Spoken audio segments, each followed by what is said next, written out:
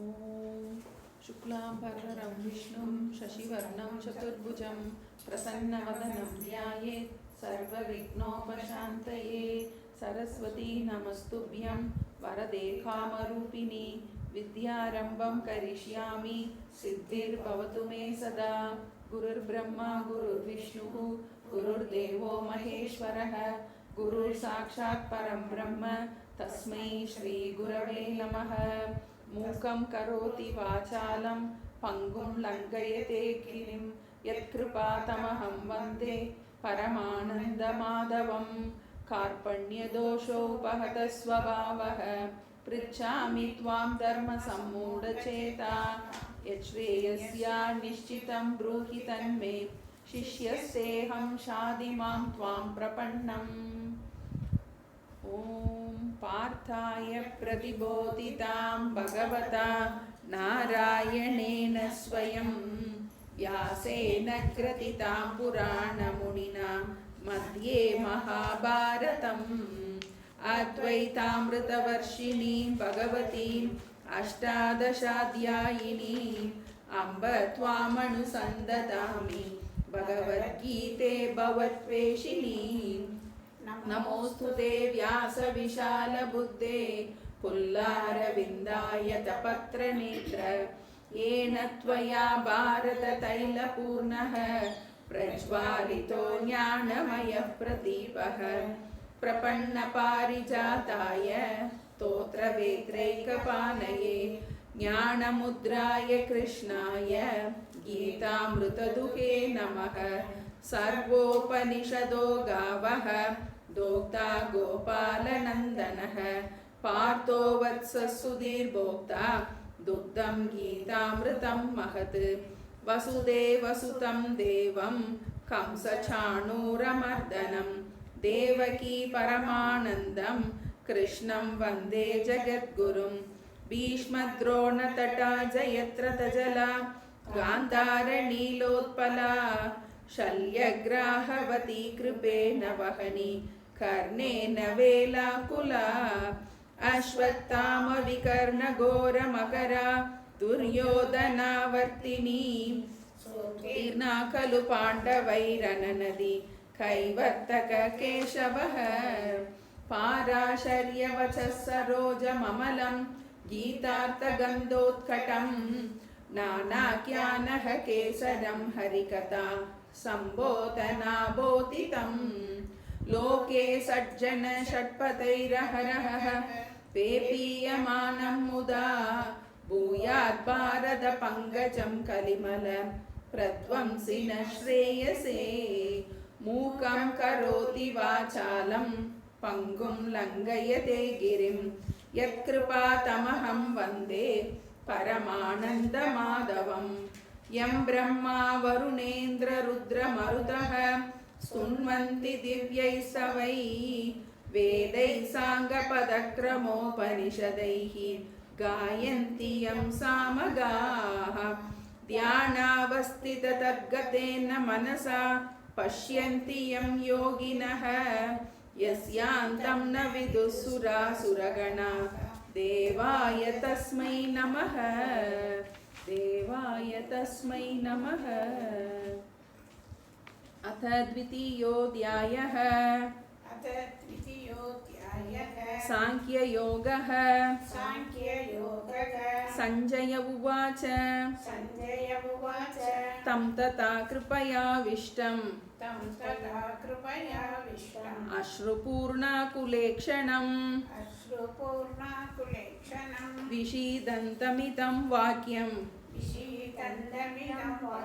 उवाच मधुसूदनः। श्रीभगवानुवाच कुतस्त्वाकश्मलमिदं विषमे समुपस्थितम् अनार्यजुष्टम् अस्वर्ग्यम् अकीर्तिकरमर्जुन क्लैब्यं मास्मगमः पार्थ नैतत्त्वय्युपपद्यते क्षुद्रं हृदय दौर्बल्यं त्यक्त्वोत्तिष्ठ परन्तप अर्जुन उवाच कथं भीष्ममहं संख्ये द्रोणं च मधुसूदन इषुभिः प्रतियोत्स्यामि पूजार्हा वरिसूदन गुरून् हत्वा हि महानुभावान् श्रेयो भोक्तुं भैक्ष्यमपीह लोके हत्वार्थकामांस्तु गुरूणिहैव भुञ्जीय भोगान् रुधिरप्रदिक्तान् न चैतद्विद्मः कतरन्नो गरीयः यद्वा जयेम यदि वा नो जयेयुः यानेव हत्वा न जिजीविषामः तेव स्थिता प्रमुखे दार्धराष्ट्राः कार्पण्यदोषोपहतः स्वभावः पृच्छामि त्वां धर्मसम्मूढचेता पृच्छामि त्वां धर्मसम्मूढचेताः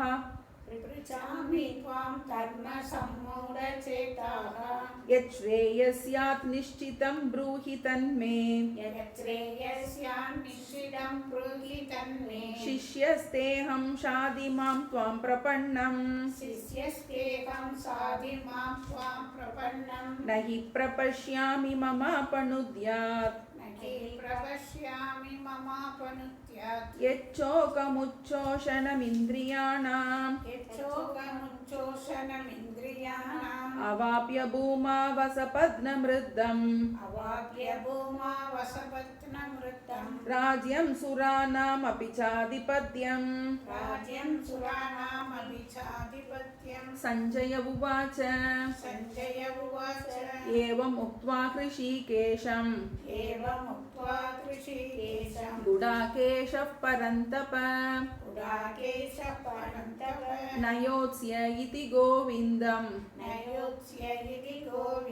उक्त्वा तूष्णीं बभूवः तमुवाच ऋषिकेशः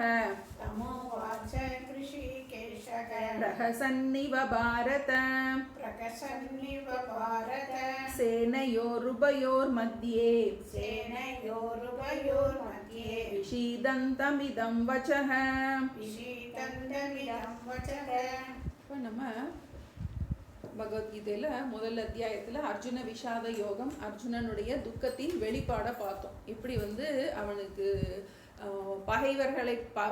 பகைவர்களோடு போரிடுறதுக்குன்னு வந்த அர்ஜுனன் பகைவர்களை உறவினராக பார்க்குறான்னு பார்த்தோம். அவன் உறவினர்களை பார்த்த உடனே அவனால் அந்த பற்று அதிகமாகிறது காரணமாக அவனுக்கு குழப்பம் ஏற்படுகின்றது. இந்த யுத்தம் செய்யணுமா செய்யக்கூடாதா, தர்மத்தில் அவனுக்கு ஒரு குழப்பம் ஏற்படுகின்றது. அவனுடைய பற்றின் காரணமாக அவனுக்கு தர்மத்தில் ஒரு குழப்பம் ஏற்பட்டு அவன் வீரனாக வந்த அர்ஜுனன் என்ன பண்ணுறான், ஒரு தீன பாவத்தை அடைஞ்சான். அவன் சம்சாரின்னு சொல்கிறான். நமக்கு துக்கத்தில் அவனால் செயல்பட முடியாமல் அவனுடைய அந்த அதிகமான துக்கம் மனதை ஆக்கிரமிச்சதன் காரணமாக அவனுடைய உடல்ல செயல்பாடே குறைஞ்சிருச்சின்னு பார்க்கும். அவனால் நிற்க முடியல, கண்ணில் தண்ணி வருது, காண்டீபம் நழுவுதுன்னு பார்க்கும்.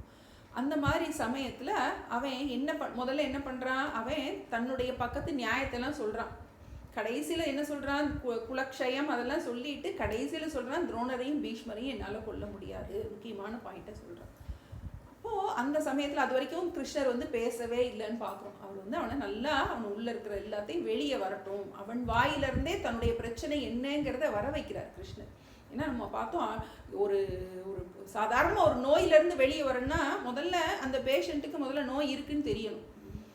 அந்த பேஷண்ட்டுக்கு நோய் இருக்குன்னு தெரியணும், நோயிலேருந்து வெளி வரணுங்கிற எண்ணம் வரணும். அப்புறம் அந்த நோயிலிருந்து தன்னால் தானே வெளிவர முடியாது, அதுக்கு அடுத்தவர்களுடைய உதவி வேணுங்கிறது தெரியணும். அதுக்கப்புறம் சரணாகதி கொடுக்கணும். இதுதான் 4 நம்ம பார்த்தோம். சம்சார ரோகத்துக்கும் இதே தான், மற்ற சரீர ரோகத்துக்கும் இதே தான். இப்போ அந்த மாதிரி அர்ஜுனனுக்கு வந்து இப்போ அந்த துக்கத்தின் மேலீட்டின் காரணமாக அவனால் செயல்பட முடியாமல் இருக்கான். முதல்ல அவனா நிறையா பிரச்சனையை வந்து அவனே சொல்லி பார்க்குறான், இதெல்லாம் காரணம் சொல்கிறான். ஆனால் கிருஷ்ணர் பேசலை. முதல்ல என்ன பிரச்சனைங்கிறத அவன் வாயிலன்னு சொல்லிடுறான். பீஷ்மரையும் துரோணரையும் கொல்ல முடியல, இந்த துக்கத்திலிருந்து என்னால் வெளிவர முடியலை. இப்போ நம்ம பார்க்குறோம் அவன் ஸ்டெப் பை ஸ்டெப்பாக முதல்ல வந்து அவன் ஒரு சாதாரணமாக உறவினர்கிட்ட பேசுகிற மாதிரி தான் பேச தொடங்குறான். ஆனால் பகவான் வந்து என்ன பண்ணலை, அவனுக்கு எந்த விதமான ஆறுதலுமே சொல்லலை, பேச விட்டார். ஏன்னா அவர் வந்து இதுக்கு மேம்போக்கான சொல்யூஷன் நம்ம கொடுக்க போகிறதில்ல. அவர் வந்து ஆழமான துக்கத்தின் கூட வேரில் போய் அதனுடைய துக்கத்தை நீக்கிறதுக்கு அதுக்கு வந்து அவனுக்கு வந்து அந்த பக்குவம் வேணும், இதுலேருந்து வெளிவரணுங்கிற அந்த எண்ணம் வரணும். அதான் நம்ம பார்த்தோம் அவன் எப்படி வந்து ஒரு வீரனாக இருந்த அர்ஜுனன், சம்சாரியாக செயல்பட முடியாத நிலையில் இருந்த அர்ஜுனன் எப்படி சரணாகதி பண்ணி சிஷ்யனாகிறான் அப்படிங்கிறத நம்ம பார்த்தோம். அந்த முக்கியமான ஸ்லோகம் பார்த்தோம். கார்பண்ய தோஷ உபகத ஸ்வபாவக பிரிச்சாமி துவாம் தர்ம சம்மூட சேதா ஸ்ரேயஸ்யா நிச்சிதம் ப்ரூஹி தன்மே சிஷ்யஸ்தேகம் ஷாதிமாம் துவாம் பிரபன்னம். எனக்கு தர்மத்தில் எது நன்மை எது தீமைன்னு தெரியலை, எது மேலான நன்மையோ அதை எனக்கு நீ உபதேசம் செய்வாயாக அப்படின்னு சொல்லிட்டு அடுத்து என்ன சொல்கிறான், அவனுடைய வைராகியத்தை காட்டுறான். வந்து எனக்கு இந்த பூமியில் எதுவுமே வேண்டாம், எனக்கு மேலான நன்மை எதுவோ அதை நீ சொல்லி கொடு அப்படின்னு சொல்லிட்டு சரணாகதி பண்ணிட்டு சஞ்சயர் சொல்கிறாரு. அவன் தூஷ்ணி பபுவக, அவன் வந்து என்ன பண்ணிட்டான், அமைதியாக அப்படியே உட்கார்ந்துட்டான். இதுக்கு மேலே நான் பேச மாட்டேன், நீ தான் இனிமேல் எனக்கு உபதேசம் பண்ணணும். அதாவது உபதேசத்தை கேட்பதற்கு தயாராகிட்டான். நீ என்ன சொன்னாலும் அதை நான் கேட்டுக்கிறேன் அப்படிங்கிறத இது பண்ணுறதுக்கு தயாராகிட்டான்.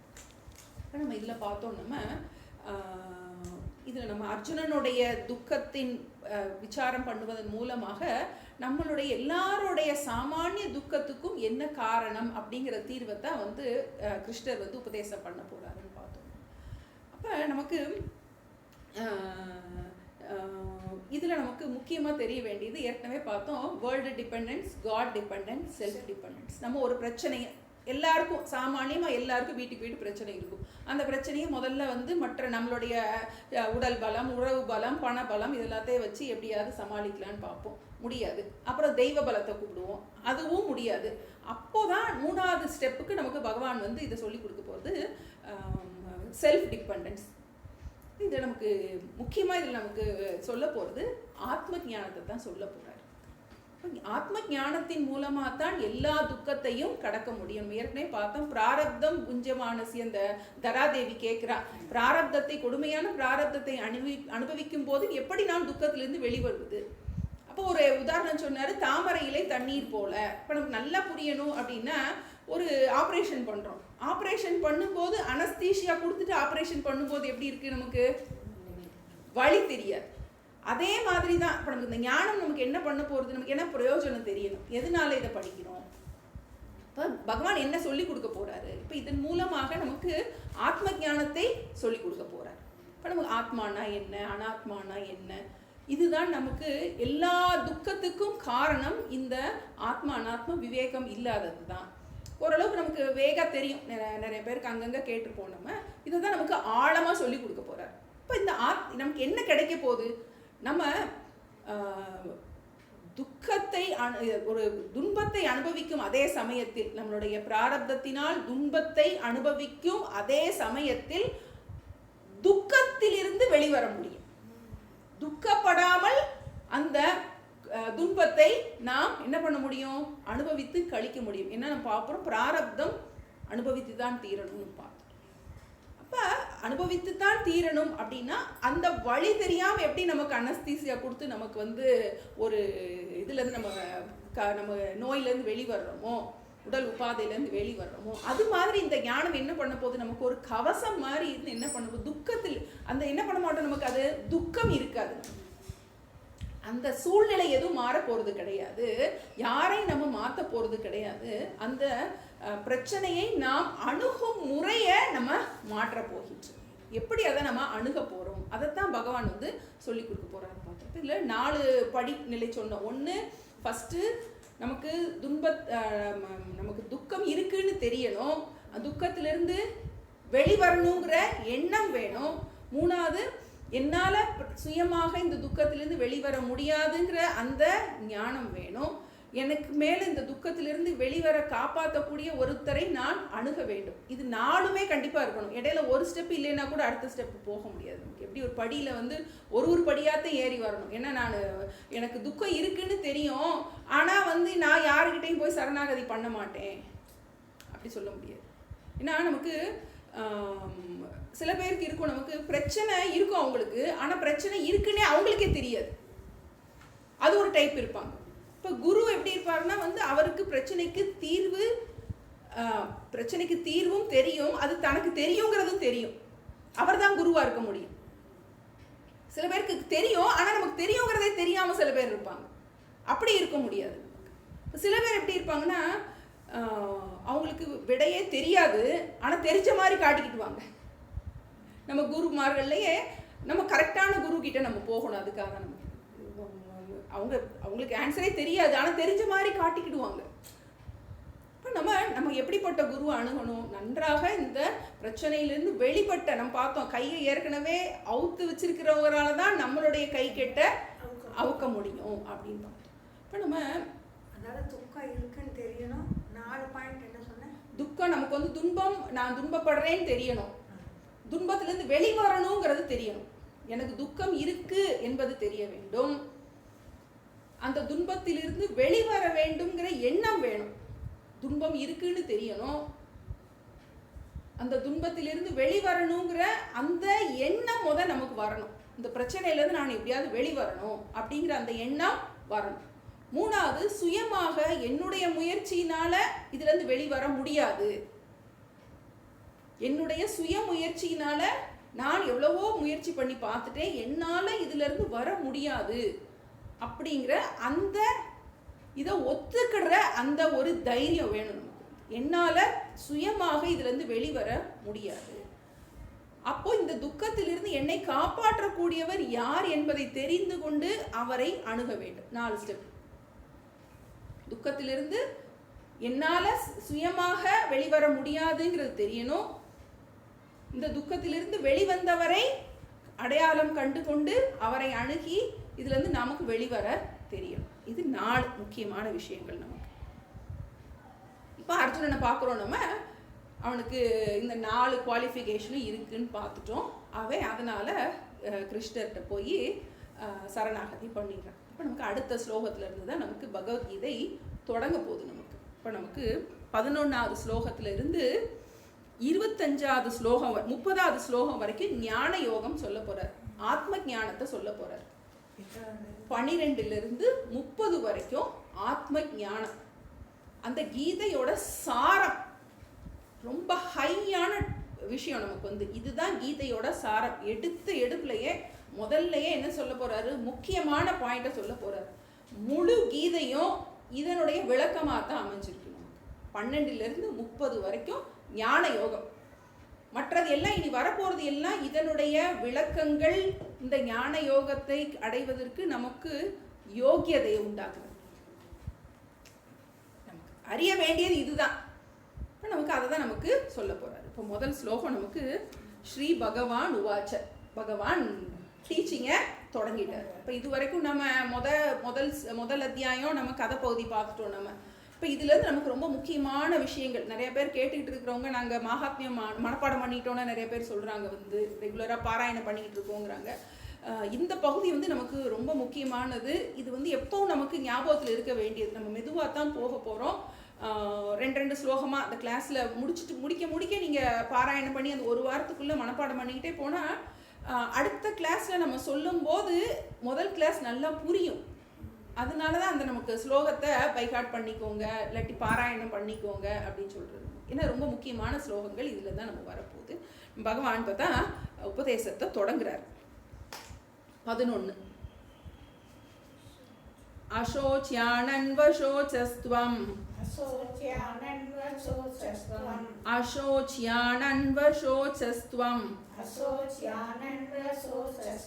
प्रज्ञावादांश्च भाषसे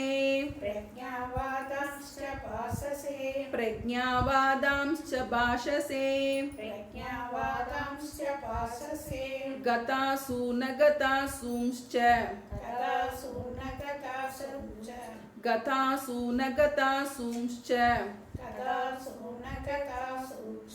नानुशोचन्ति पंडिताः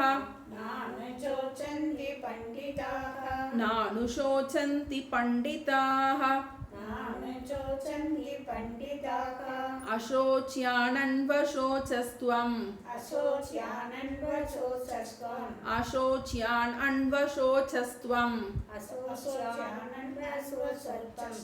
प्रज्ञावादांश्च भाषसे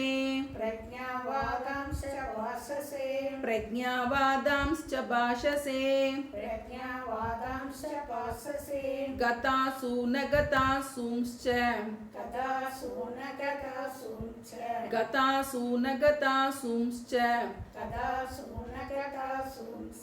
नानुशोचन्ति पंडिताः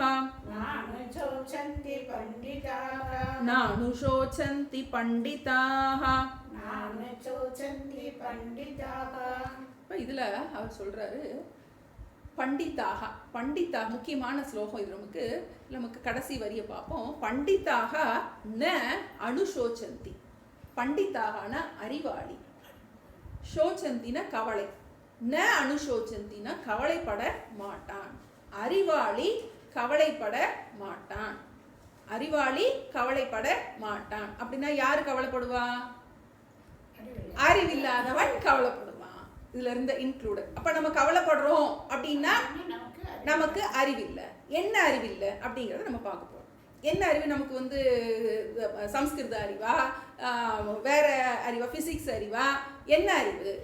எப்படிப்பட்ட அறிவு? பண்டா எஸ்ய அஸ்தி சக பண்டிதாக. யாருக்கு அறிவு இருக்கோ அவன் பண்டிதன், அவனுக்கு தான் அறிவாளி. அப்ப அறிவாளி கவலைப்படுவதில்லை. இதான் அவருடைய முக்கியமான கீதையோட சாரம். என்னன்னா இதுதான், பண்டிதாக ந அனுசோச்சந்தி. ஞானி கவலைப்பட மாட்டான். அவர் சொல்ல உபதேசம் என்ன? கீதையோட உபதேசம் என்ன? டோன்ட் வரி, கவலைப்படாத. இதை தொடங்கி இதை வச்சுதான் பகவான் உபதேசத்தை ஆரம்பிக்கிறாருன்னு பார்க்குறோம். கடைசி ஸ்லோகம் நம்ம உபதேசம் முடிக்க போகும்போது 18வது அத்தியாயத்துல அந்த சர்வ தர்மான் பரித்யஜ்ய மாமேகம் சரணம் ரஜ அகம் த்வா சர்வ பாபேபியக மோக்ஷயிஷ்யாமி மா சுச்சக. இதைத்தான் சொல்லிதான் முடியும். மா சுச்சக, கவலைப்படாதே அப்படிங்கிற சொல்லி தான் முடிக்கிறார். தொடங்கும் போதும் கவலைப்படாதன்னு சொல்றாரு, முடிக்கும் போதும் கவலைப்படாதன்னு சொல்றாரு. அப்ப கவலையிலிருந்து முழுமையாக நம்ம விடுவிக்கிறதுக்கு இந்த சாஸ்திரம் இருக்கு. மறந்துடக்கூடாது. எதுக்காக படிக்கிறோம் அப்படிங்கிறத மறக்கக்கூடாது.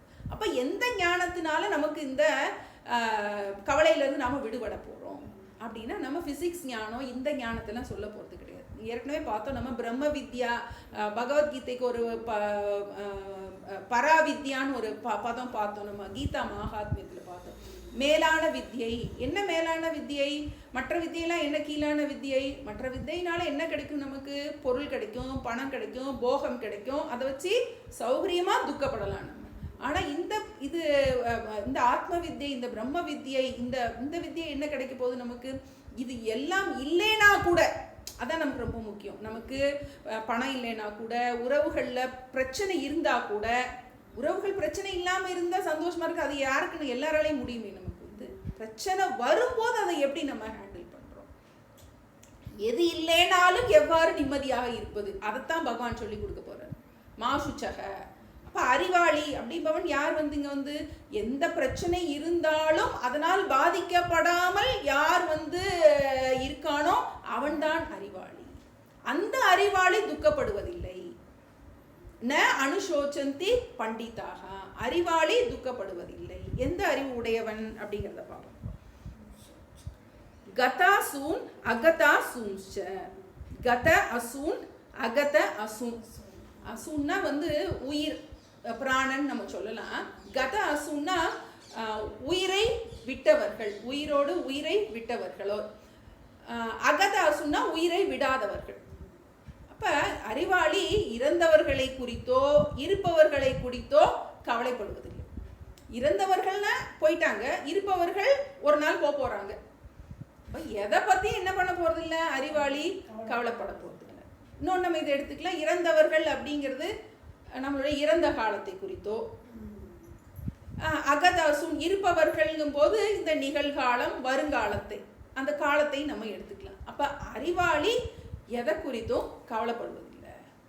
இப்போ நம்ம ஒரு வீட்டில் ஒரு பலூன் வாங்குறோம், வந்து பலூன் வாங்கிட்டு வந்தோன்னு வீட்டில் ஒரு சின்ன குழந்தை இருக்கு, வந்து அந்த குழந்தைக்காக ஒரு பலூன் வாங்கிட்டு வரோம். அந்த பலூன் வாங்கிட்டு வந்த உடனே கொஞ்ச நேரம் விளையாடுது. அப்புறம் நமக்கு தெரியும் பலூன் என்ன ஆகும், நமக்கு உடஞ்சிருச்சு. உடஞ்சோடனே அந்த பிள்ளை என்ன பண்ணும், சின்ன பிள்ளை என்ன பண்ணும், அழுவும். இப்போ நம்ம என்ன செய்வோம், அழுவோமா? நம்ம அழுதோன்னா நம்மளும் சின்ன பிள்ளைன்னு. நம்ம ஏன் அழமாட்டோம்? நமக்கு தெரியும் அதனுடைய ஆயுள் அவ்வளவுதான், அது அனித்தியமானது. நமக்கு பலூன் ஞானம் இருக்கு, ஏன்னா அது அனித்தியமானது, அது இப்படி தான் இருக்கும், எவ்வளோ நேரம் இருக்குங்கிறது யாருக்குமே தெரியாது. அது நம்ம எவ்வளோ ப்ரொடெக்ட் பண்ணி வச்சாலும், எவ்வளவுதான் நீ பாதுகாப்பாக வச்சாலும் அந்த பலூன் எத்தனை நாளைக்கு மேலே அதுக்கு அவ்வளோதான். அது மாதிரி இப்போ உறவுகள்லையோ பணத்துலையோ ஆரோக்கியத்துலையோ நமக்கு பிரச்சனை என்ன செய்யும், அந்த பலூன் மாதிரி அதனுடைய சுகம், அது கொடுக்கிற சுகம் வந்து எவ்வளோ நேரம் ஒரு பலூன் இருக்கோ அவ்வளோதான். இப்போ எப்படி வந்து ஞானி எதை குறித்து அழமாட்டான், அவனுக்கு தெரியும் உடம்புன்னு இருந்தால் பிரச்சனை இருக்கும், உறவுன்னு இருந்தால் பிரச்சனை இருக்கும், நம்ம எல்லா இதுலேயும் பிரச்சனைகள் இருக்கும். ஏன்னா பலூன் வாங்கும் போதே நமக்கு தெரியும், பெரியவங்களாக்கிய நமக்கு தெரியும், பணம் கொடுத்து வாங்கும் போதே தெரியும் அது உடஞ்சி தான் போகுதுன்னு. ஆனாலும் என்ன பண்ணுறோம், அந்த கொஞ்ச நேரம் அந்த பிள்ளைக்கு சந்தோஷத்துக்காக என்ன பண்ணுறோம், அதை வாங்கி கொடுக்குறோம். அது மாதிரி இப்போ நமக்கு உறவுகளில் எல்லாத்துலேயும் என்ன வரலாம், நமக்கு பிரச்சனைகள் வரத்தான் வரும். இப்போ எப்படி ஒரு பலூன் உடஞ்ச உடனே நமக்கு என்ன சொல்லுவோம், நம்ம அவ்வளவு ஆறுதல் சொல்லுவோம், அந்த பிள்ளைக்கு என்ன சொல்லுவோம், அவ்வளோதான் அது அவ்வளோதான், அதுக்கு மேலே அது 2 நாள் தான் இருக்கும், வேற புதுசு தான் வாங்கணும் அப்படின்னு சொல்கிறோம் இல்லையா. அது மாதிரி தான் நமக்கு இருக்கிற எல்லா பிரச்சனைகளுமே ஒரு சுகம் வரும்போது அது அனித்தியமான சுகம் தான், நமக்கு எப்போ உடையும் தெரியாது பலூன். அது மாதிரி தான் நம்மளுடைய சுகம் வந்து ஒரு பொருள்லையும் உறவுகள்லையும் ஆரோக்கியத்துலையும் இருக்கிற அந்த பலூன் எல்லாமே பலூன் தான். எப்போ ஒரு குண்டூசி போட்டால் என்ன ஆயிரும், உடஞ்சிருக்கு. அது மாதிரி நல்ல உறவுகளாக இருக்கும், திடீர்னு சண்டை வந்துடும், பார்ப்போம் என்ன எப்படின்னே தெரியாது, ரொம்ப அவ்வளோ க்ளோஸாக ஒட்டுன்னு ஒட்டிக்கிட்டு இருப்போம், அதுக்கப்புறம் பார்த்தா வெட்டுன்னு வெட்டிக்கிட்டு இருப்போம். என்ன, அதுதான் பிராரப்தம், நம்மளால என்ன பண்ண முடியாது. அப்போ நம்ம எப்படி பலூன் ஞானம் இருக்கோ அது மாதிரி எல்லாவற்றிலையும் இந்த ஞானத்தை இருப்பவன் தான் பண்டிதன். அப்போ இறந்தவர்களை குறித்தோ இருப்பவர்களை குறித்தோ இதில் நமக்கு இது வந்து ஒரு இறந்தவர்கள் இருப்பவர்கள்ங்கிறது வந்து ஒரு குறியீடு. இதில் நமக்கு எல்லா பிரச்சனையும் உள்ள தூக்கி போட்டுக்கலாம். நம்ம ஆரோக்கியத்தினால, உறவுகள்னால, புகழ்னால, பணத்தினால எல்லாம் வரும். வந்ததை குறித்தோ போனதை குறித்தோ அறிவாளி கவலைப்பட மாட்டான். இப்போ முதல் சொல்றாரு, அசோச்சியான் அன்வ சோச்சஸ்துவம் பிரஜாபாதாம்ச்ச பாஷசே. அசோச்சியான் அன்வ சோச்சஸ்துவம், நீ வந்து கவலைப்பட தேவையில்லாததை குறித்து நீ கவலைப்படுற அப்படிங்கிற. கவலைப்பட தேவையில்லாததை குறித்து நீ கவலைப்படுற. இவன் யாருக்காக கவலைப்படுறான், பீஷ்மரையும் துரோணரையும் நினைச்சு கவலைப்படுறான். இப்போ அவர்களை நான் கொல்லணுமா அப்படின்னு கவலைப்படுறான். அப்போ பகவான் என்ன சொல்றாரு, இதை நீ பற்றி கவலையே பட வேண்டியதில்லை அப்படின்னு இதை 3 நிலையில் விளக்குறாரு. ஒன்று வந்து அவர் வந்து தத்துவ நோக்கிலத்தை இனிமேல் எப்படி போக போகிறது நம்ம பார்த்துக்குவோம். ஒன்று தத்துவத்தின் அடிப்படையில் நீ கவலைப்பட தேவையில்லை. இன்னொன்று தர்மத்தின் அடிப்படையில் நீ கவலைப்பட தேவையில்லை. மூணாவது லௌகிக லௌகிக அர்த்தத்திலையும் நீ வந்து கவலைப்பட தேவையில்லை. 3 தத்துவ அடிப்படையில் சொல்ல போறாரு, கவலைப்பட வேண்டாம். தத்துவ நோக்கிலையும் நீ கவலைப்பட தேவையில்லை. தர்மத்தின் அடிப்படையிலும் நீ கவலைப்பட தேவையில்லை. லௌகிக நோக்கத்திலும் நீ வந்து கவலைப்பட தேவையில்லை அப்படிங்கிறத சொல்ல போறாரு. அசோச்சியான் அன்வ சோச்சஸ்துவம். இன்னொன்று என்ன சொல்றாருன்னா பிரக்ஞாவாதாம்ச்ச பாஷசே. பிரக்ஞாவாதனா அறிவாளி. பிரக்ஞாவாதாம்ச்ச தத்துவத்தின் நோக்கிலையும் நம்ம கவலைப்பட வேண்டியதில்லை, தர்மத்தின் நோக்கிலையும் கவலைப்பட வேண்டியதில்லை, லௌகிக நோக்கத்திலையும் கவலைப்பட வேண்டியது. லௌகிக நோக்கம்னா என்ன, பிறந்தவங்க எல்லாம் செத்து தான் போறாங்க, அதான் லௌகிக நோக்கம் வரப்போகுது நமக்கு இனிமேல். மூன்று நோக்கத்திலையும் 3 விதமான கோணத்திலையும் நீ கவலைப்படவே தேவையில்லை. அசோச்சியான் அன்வ சோச்சஸ்துவம். நீ கவலைப்பட தேவையில்லாததுக்கு குறித்து நீ கவலைப்படுகின்றாய். பிரக்ஞாவாதாம்ச்ச பாஷசே. பிரக்ஞாவாதம்னா அறிவாளியை போல பேசுகிறாய் அப்படின்னா என்ன அர்த்தம்? அறிவாளியை போல் பேசுகிறாய்னா பேசுறது மாதிரி அறிவாளின்னு நினைச்சுக்கிட்டு நீ பேசுற அப்படின்னா என்ன அர்த்தம்? நீ முட்டாள் மாதிரி பேசுறங்கிறத இன்டைரக்டா சொல்ற. அறிவாளியை போல பிரக்ஞாவாதாம்ச்ச பாஷசே. உனக்கு நல்ல இருப்பது போல நீயே பேசுகின்றாய், ஆனா உனக்கு என்ன இல்லை, அந்த ஞானம் இல்லை. ஏன்னா ந அனுசோச்சந்தி பண்டிதாக. பண்டிதர்கள் கவலைப்படுவது இல்லை. இப்போ நம்ம இதில் பார்க்க போகிறோம். இதில் நமக்கு அடுத்து ஆத்ம லட்சணத்தை தான் சொல்ல போகிறார் பகவான். இப்போ நமக்கு இதில் ஞாபகத்தில் வரணும், ஆத்மானா என்ன நமக்கு ஃபஸ்ட்டு கொஞ்சம் நமக்கு தெரியும். இப்போ நமக்கு ஆத்மா அப்படின்னா எது எல்லாவற்றையும் வியாபித்துள்ளதோ, எது எல்லாவற்றையும் வியாபித்துள்ளதோ, எது எல்லாவற்றையும் கிரகிக்கின்றதோ, எது எல்லாவற்றையும் வியாபித்துள்ளதோ, எது எல்லாவற்றையும் கிரகிக்கின்றதோ, எது எப்போதும் இருக்கின்றதோ. மூணு லட்சணம் ஆத்மா. எது எல்லாவற்றையும் வியாபித்து உள்ளதோ, வியாபித்துள்ளன எங்கும் நீக்கமற நிறைந்திருக்கின்றது. எது எல்லாவற்றையும் வியாபித்துள்ளதோ, எது எல்லாவற்றையும் கிரகிக்கின்றதோ, எது எல்லாவற்றையும் கிரகிக்கின்றதோ, எது எப்போதும் இருக்கின்றதோ, அதுவே ஆத்மா. நமக்கு ஒரு பொதுப்படையா தெரிஞ்சுக்கிட்டு படிச்சா தான் நமக்கு அடுத்து கண்டினியூட்டி வரும் நமக்கு. இப்போ இதன் மூலமாக நமக்கு என்ன சொல்ல வர்றாரு அப்படின்னா, நமக்கு முதல்ல நல்லா தெரிய வேண்டிய விஷயம் என்னன்னா, இந்த தேகத்துக்கு வேறாக இந்த தேகி என்று ஒன்று இருக்கின்றது. இப்போ நம்ம கைவல்ய நவநீதம்னு தமிழில் நமக்கு ஒரு புஸ்தகம் இருக்குது, தாண்டவராய சுவாமிகள் எழுதுனது. அதில் நமக்கு குரு சிஷ்யனா இதாக தான் நமக்கு விவகாரம், நமக்கு கேள்வி பதிலாக தான் வரும். நம்மளுடைய சாஸ்திரம் எல்லாமே கேள்வி பதிலாக தான் வரும். அந்த கேள்வி பதிலில் முதல்ல அந்த சிஷ்யன் நல்ல பிராரப்தத்தினால் அடி வாங்கியிருக்கான். நல்லா அவ்வளோ வெயில் சகித்திலா புழு போல் வெம்பி அவன் குரு கிட்ட பவமறு ஞான தீர்த்தம் படிந்திட பதறினானே, பதறி போய் வர்றான். என்னால் துக்கம் தாங்க முடியல, எனக்கு என்னை எப்படியாவது இதுல இருந்து காப்பாத்துங்க அப்படின்னு சொல்லிட்டு குரு கிட்ட சரணாகதி கொடுக்குறான். எப்படி இந்த அர்ஜுனன் இங்க சரணாகதி துக்கம் தாங்க முடியல என்னை காப்பாத்துங்கன்னு சொல்றானோ, அது மாதிரி அங்கேயும் அந்த கைவல்ய நவநீதம்ங்கிற அந்த இதுலையும் வரும். அதுல ஆசிரியர் தான் எழுதியிருக்காரு. அந்த சிஷ்யன் வெயில் சகித்திடா புழு போல் வெம்பி, அது நம்ம அந்த துக்கத்தை வர்ணிக்கிற விதம். அப்படி ஒரு துக்கத்துல அவன் துடிச்சு போய் வர்றான், என்னால தாங்க முடியலன்னு. அப்ப அந்த குரு சொல்றாரு, உன்னை நீ அறிவாயாகில் உனக்கு ஒரு கேடும் இல்லை. இதான் முக்கியம். உன்னை நீ அறிவாயாகில் உனக்கு ஒரு கேடும் இல்லை, என்னை நீ கேட்கையாலே ஈது உபதேசித்தேனே அப்படின்னு சொல்லி சொல்ற. உன்னை நீ அறிவாயாகில் உனக்கு ஒரு கேடும் இல்லை. அப்ப அந்த சிஷ்யன் திரும்ப கேட்கிறான், என்னைத்தான் அறியா ஜடனா என்று என்னைத்தான் அறியா அசடனாக எண்ணி சொன்னீரையா. நான் எனக்கு என்ன, என்னையவே யாரும் தெரியாதா, என்னை பத்தி எனக்கு என்ன தெரியாதா, உன்னை நீ அறிவாயாகில்னு சொல்றீங்க, எனக்கு என்ன தெரியாதா. இப்போ நம்மளுடைய கல்வி முறையில் எவ்வளோ பெரிய ஓட்டம் இருக்குன்னு இதை பார்த்தா தான் தெரியும். நமக்கு எல்லாமே தெரியும், எப்படி ஏரோப்ளேன் ஓடுதுன்னு தெரியும், எப்படி கார் ஓடுதுன்னு தெரியும், எப்படி நம்மளுடைய இது உலகம் எப்படி சுற்றி வருது எல்லாமே தெரியும். ஆனால் நமக்கு நம்ம பற்றி மட்டும் தெரியாது. எல்லாமே தெரியும் நமக்கு, இதில் விட்டமின் சி எதில் இருக்குது, எதில் அது இருக்குது, எல்லாம் தெரியும் நமக்கு. ஆனால் நம்ம பற்றி தெரியாது. அதான் நம்மளுடைய துர்பாக்கியம். அதுதான் நமக்கு, அதான் உன்னை நீ அறிவாயாகில் உனக்கு ஒரு கேடு இல்லை. அப்போ அந்த நான் யார், நான் என்பது யார்? அப்போ சாஸ்திரம் என்ன சொல்லுது? அது திருஷ்ய விவேகம்னு சொல்லுவோம். நம்ம வந்து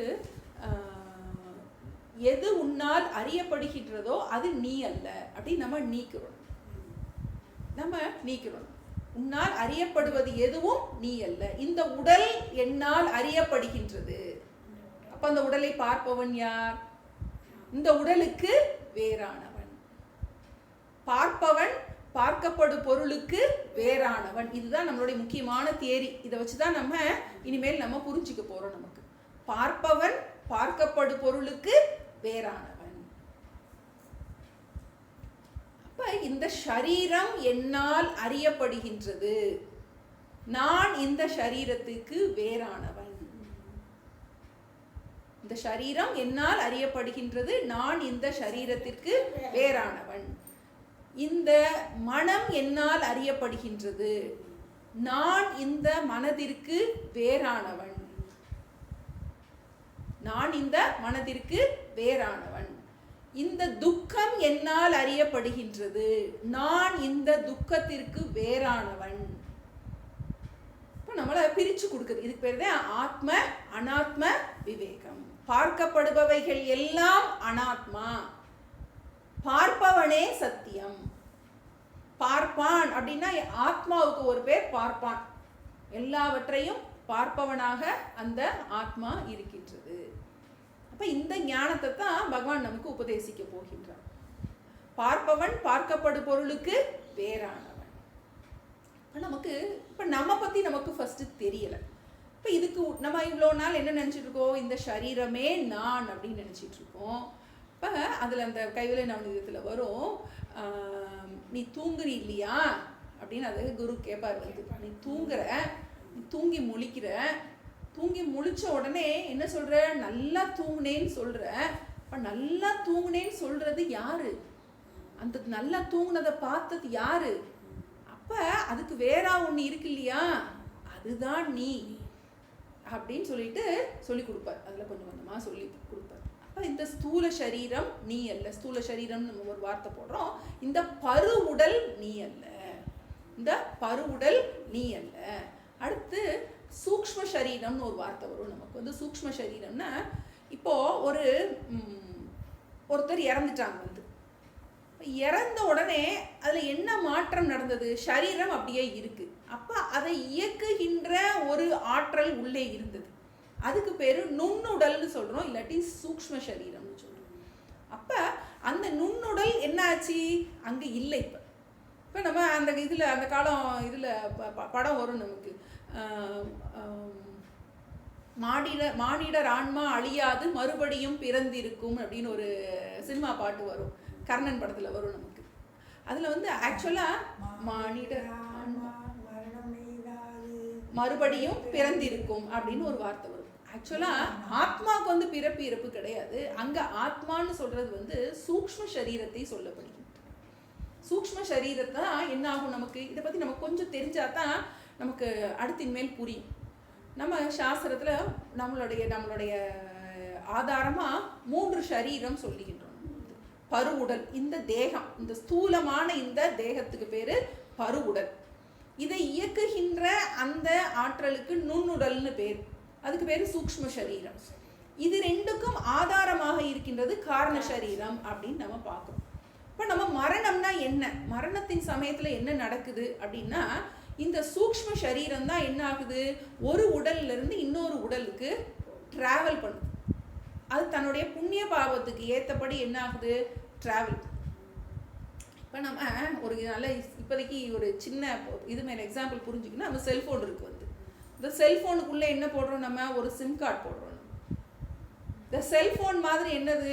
நம்மளுடைய ஸ்தூல சரீரம். இப்போ நம்ம எத்தனை செல்ஃபோன் நம்ம மாற்றிருப்போம் நமக்கு. அது மாதிரி புழுவாய் என்னது வந்து பல்விருவமாகி பறவையாய் பாம்பாய் நம்ம மாறி மாறி பிறந்துக்கிட்டே வர்றோங்கிறோம் இல்லையா? அதெல்லாம் சும்மா அவுட்டர் கவர் ட்ரெஸ் மாதிரி. எப்படி நம்ம ஃபோனை மாற்றிக்கிட்டே இருக்கோம் இல்லையா? அது மாதிரி வந்து என்னது? இந்த ஸ்தூல சரீரம். இப்போ அதில் இருக்க அந்த சிம் கார்டு மாதிரி என்னது? அதில் இருக்க சிம் கார்டு மாதிரி சூக்ஷ்ம சரீரம். அந்த சிம் கார்டு என்ன செய்யலாம்? அடுத்த இதுக்குள்ளே போட்டுக்கலாம்.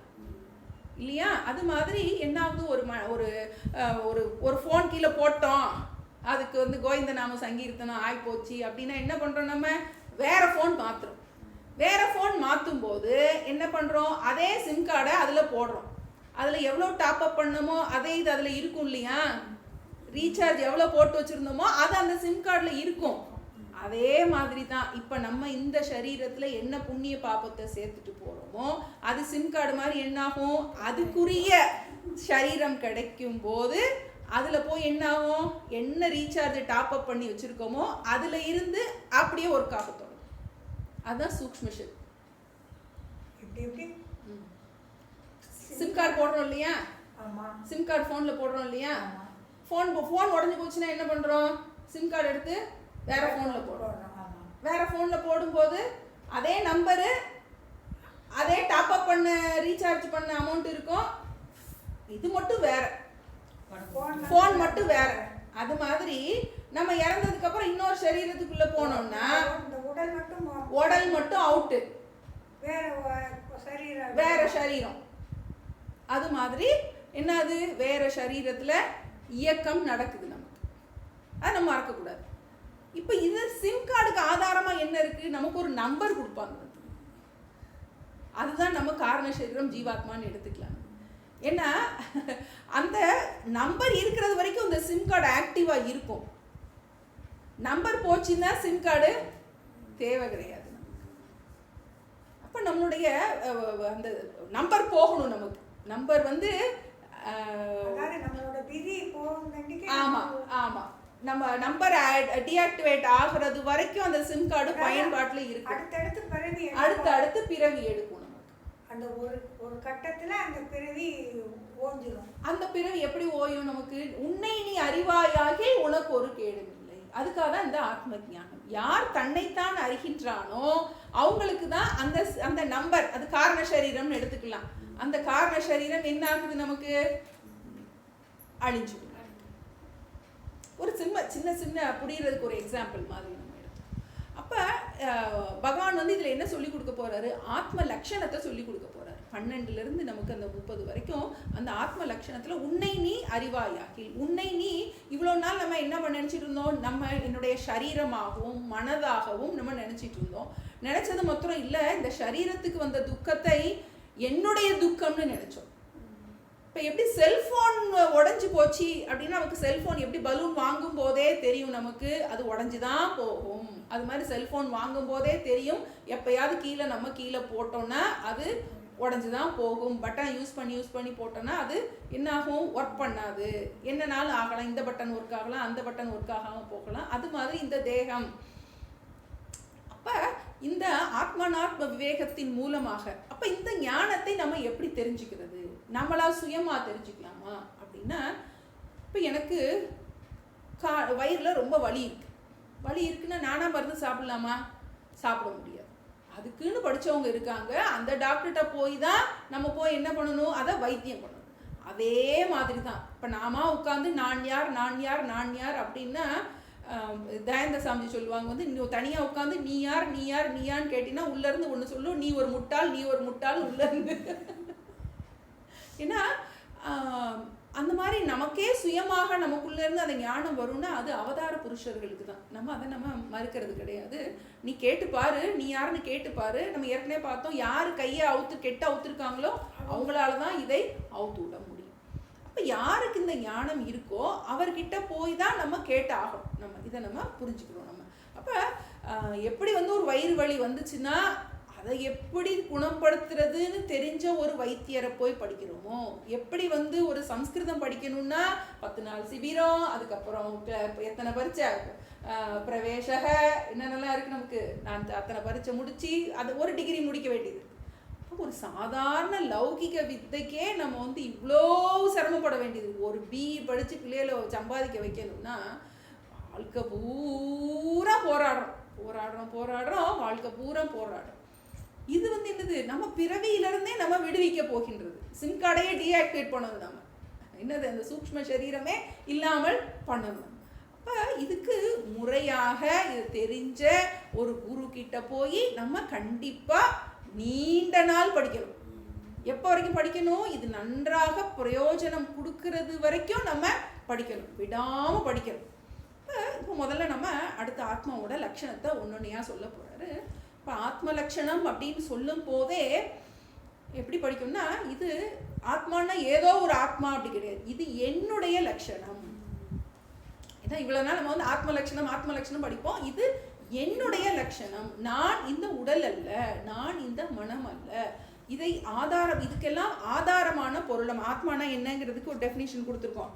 எது எல்லாவற்றையும் வியாபித்துள்ளதோ, எது எல்லாவற்றையும் கிரகிக்கின்றதோ, எது எப்போதும் இருக்கின்றதோ அதுவே ஆத்மா அப்படின்னு பார்த்தோம். இந்த சரீரத்தை இயக்குவதற்கு எது ஆதாரமாக இருக்கின்றதோ அது ஆத்மா. இப்போதைக்கு நம்ம அதை மட்டும் பார்த்தோம். மற்ற எல்லாம் அனாத்மா. எது எல்லாவற்றையும் பார்க்கின்றதோ அது ஆத்மா. பார்க்கப்படுபவைகள் நான் அல்ல, என்னால் பார்க்கப்படுகின்ற எதுவும் நான் அல்ல, பார்ப்பவனே நான். அந்த ஞானத்தோட மேலோட்டமா இந்த அளவுக்கு தெரிஞ்சாதான் இதுக்குள்ள நம்ம கிளாஸ்க்குள்ள போக முடியும். ஏன்னா இன்னும் ரொம்ப ஹையான டீச்சிங் சொல்ல போறாரு.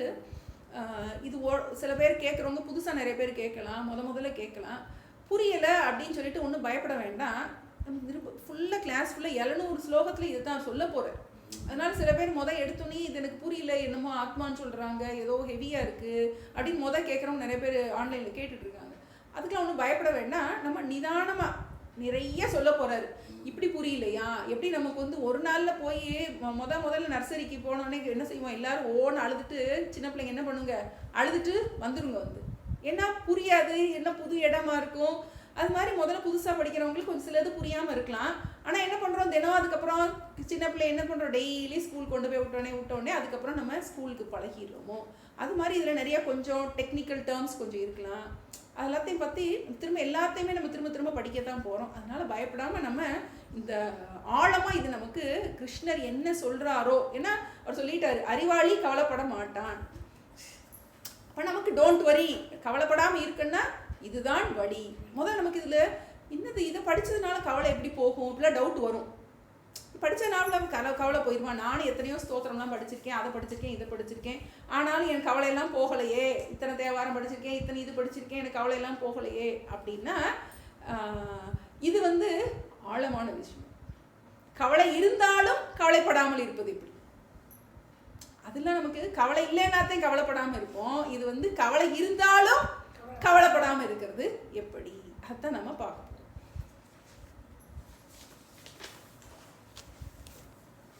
நம்ம அடுத்த ஒரு ஸ்லோகத்தை பார்த்துக்கணும். நத்வே வாஹம் ஜாது நாசம், நத்வே வா 12வது ஸ்லோகம். நத்வே வாஹம் ஜாது நாசம், நத்வம் நேமே ஜனாதிபாஹ, நத்வம் நேமே ஜனாதிபாஹ,